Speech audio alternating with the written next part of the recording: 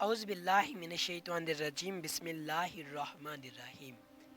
Islamic وظائف library کے پیارے ناظرین، السلام علیکم ورحمۃ اللہ وبرکاتہ۔ ناظرین، آج ہم آپ کو شادی کا وظیفہ شیئر کرنے جا رہے ہیں۔ ناظرین، لڑکی کی منگنی ہونا اور شادی کا انتظام ہونا بہترین وظیفہ۔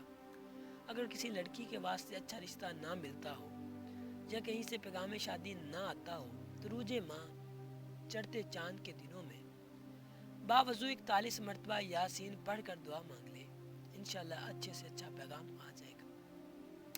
ناظرین، حسب پسند جگہ شادی کرنا، جو شخص یہ چاہتا ہے کہ اس کی مرضی اور پسند کی جگہ شادی ہو جائے تو اسے چاہیے کہ یہ عمل کرے، انشاءاللہ اللہ تعالیٰ ضرور کامیاب کرے گا، لیکن شرط ہے کہ ناغہ نہ کرے، تعداد میں کمی بیشی بھی نہ کرے اور باوضو پڑھتا رہے۔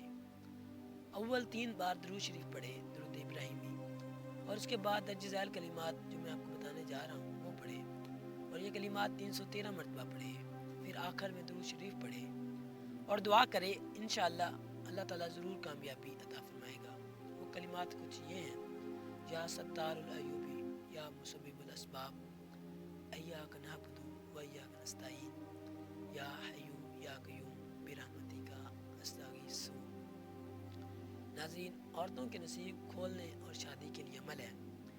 نماز عشاء کے بعد یا لطیف 1100 بار پڑھنے والا، اول و آخر درود ابراہیمی 11 پڑھنے والا، اور اس کے بعد سجدے میں جا کر دعا مانگنے والا 11 روز یہ عمل کرے، باقی ہر نماز کے بعد 111 مرتبہ پڑھے یا لطیف تو اس کے نصیب کھل جائیں گے۔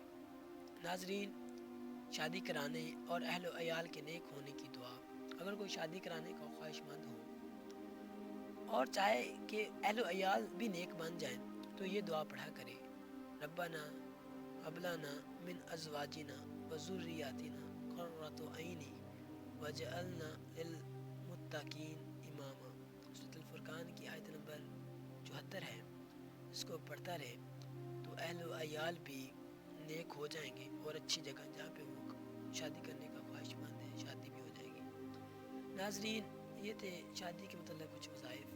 مزید زندگی کے مسائل، حاجات اور فضائل صورتوں کے بارے میں، قرآن مجید کی جو صورتیں ہیں ان کے فضائل کے بارے میں جاننے کے لیے آپ ہمارے یوٹیوب چینل کو سبسکرائب کر سکتے ہیں، اور ہم اپنے چینل پہ ہر بندے کو اجازت عام دیتے ہیں وظیفہ کریں اور اپنے دل کی مراد پائیں۔